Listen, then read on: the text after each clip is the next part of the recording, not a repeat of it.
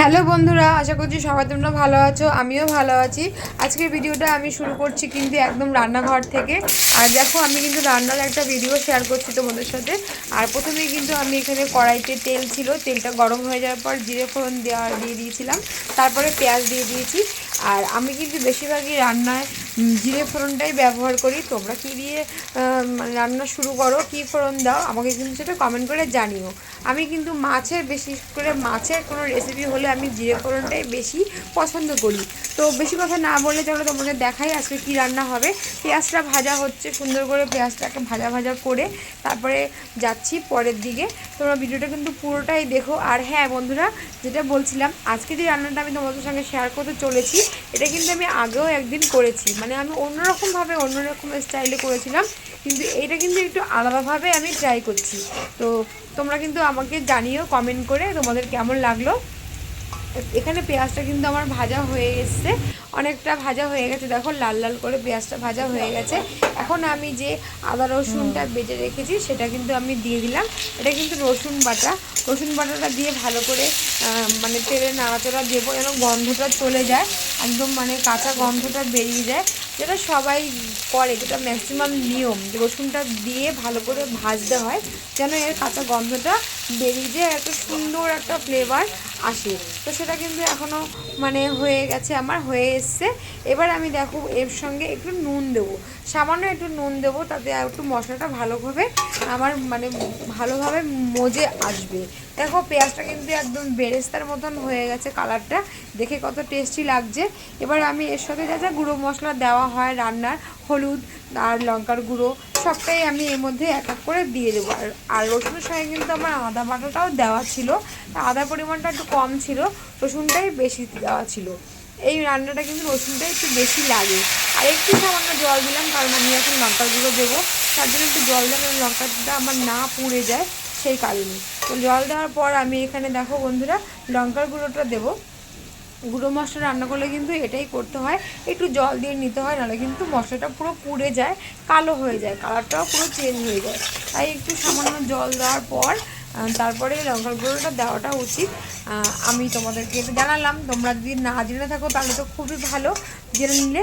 আর যদি জানা থাকে তোমরা আমাকে অবশ্যই কমেন্ট করে বলবে যে আমরা এটা জানতাম। আর এরকম আরও অনেক অনেক নিয়ম আছে রান্না করতে করতে, সেগুলো কিন্তু রান্না করতে করতেই অ্যাপ্লাই করতে হয়। আর আমি রান্না করতে করতেই কিন্তু সব কিছুই ভিডিওর মধ্যে বলি। তো ভিডিওটা পুরোটাই দেখো। দেখো, লঙ্কা দেওয়ার পর কত সুন্দর একটা কালার হয়ে গেছে, কত দারুণ লাগছে দেখে। এবার তোমরা কি ভাবছো, মাংস নাকি কোনো কালিয়া, না কোনো ডিম? না, মাংস তো হবে না, এটা একটা মাছেরই রেসিপি হচ্ছে। তার সঙ্গে আমি একটু জিরের গুঁড়ো দিলাম, সেটা আমি ভুলে গেছিলাম। আর এই দেখো, যেটা বললাম যে মাছ, লোটে মাছ, লোটে মাছটা আজকে ঝাল করে লোটে মাছটা রান্না করছি। এই লোটে মাছটা কিন্তু আমি আগেও রান্না করেছি, তোমাদের সঙ্গে শেয়ার করেছি, তোমরা দেখেছো, খুবই পছন্দ করেছো, আমি আবারও শেয়ার করলাম। অবশ্যই কিন্তু আমাকে কমেন্ট করে জানিও। দেখো, লোটে মাছটা কিন্তু এরকম গোটা গোটা খেতে আমার খুব ভালো লাগে, তোমাদের কীরকম লাগে সেটাও কিন্তু জানিও। দেখো, লোটে মাছটা এভাবে দিয়ে দিয়েছি, আর কত সুন্দর লাগছে দেখে, একটা মানে স্পাইসি, এটা ইয়ামি খাবার লাগছে। তো আমার মনে হচ্ছিলো দেখে একটু হলুদটা কম হয়েছে, আমি একটু আবার পরে হলুদটা দিয়ে দিলাম। হলুদ, নুন, লঙ্কা, জিরের গুঁড়ো, যা যা মশলা সব কিছুই আমার দেওয়া হয়ে গেছে। এবার আমি ভালো করে নেড়ে চড়ে নিচ্ছি। লোটে মাছ কিন্তু ঝুরি ভাজাও একটা রেসিপি, সেটাও আমি আবারও পোস্ট করব তোমাদের জন্য, তোমরা দেখে নিও। আর এটা কিন্তু একটা মানে গোটা গোটা রাখা হবে, মানে লোটে মাছের রসা কষা যেটা বলা হয় সেটাই হচ্ছে। তো এইভাবে আমার এটা ভালো করে কষে এসছে, আর বেশি নাড়াচাড়া দেবো না, কারণ ভেঙে যাবে। আর আমি মাছটা কিন্তু ভাঙবো না, আমি গোটা গোটাই রাখার চেষ্টা করব। শীতকালে, বিশেষ করে শীতকালে লোটে মাছ খেতে কিন্তু খুব ভালো লাগে, আর ধনেপাতা দিলে তো আরও ব্যাস জমে যায়, এতেই এক থালা ভাত খাওয়া যায়। আমাদের সবার ঘরে ফেভারেট। আর তোমাদের কি ফেভারেট সেটাও কিন্তু আমাকে জানিও।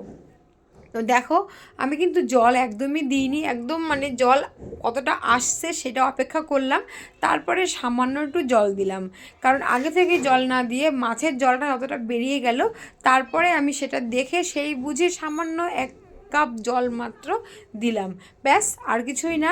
এবারে ভালো করে রান্নাটা হবে, ফুটবে, তারপরে আমি বাদবাকি যা যা করার সব কিছুই করবো। বাদবাকি আর কি করার, তোমরা তো সবাই জানো শীতকাল মানেই ধনেপাতা, ধনেপাতা তো মাস্ট দিতেই হবে।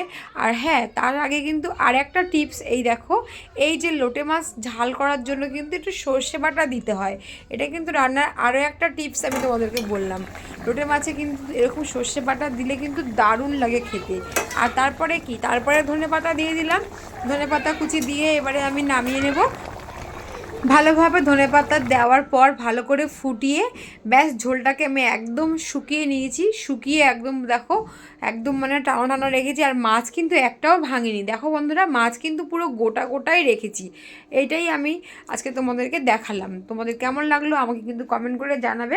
আবারও ফিরে আসবো আরও একটা ভিডিও নিয়ে। আজকে ভিডিওটা এখানেই শেষ করলাম বন্ধুরা, টাটা।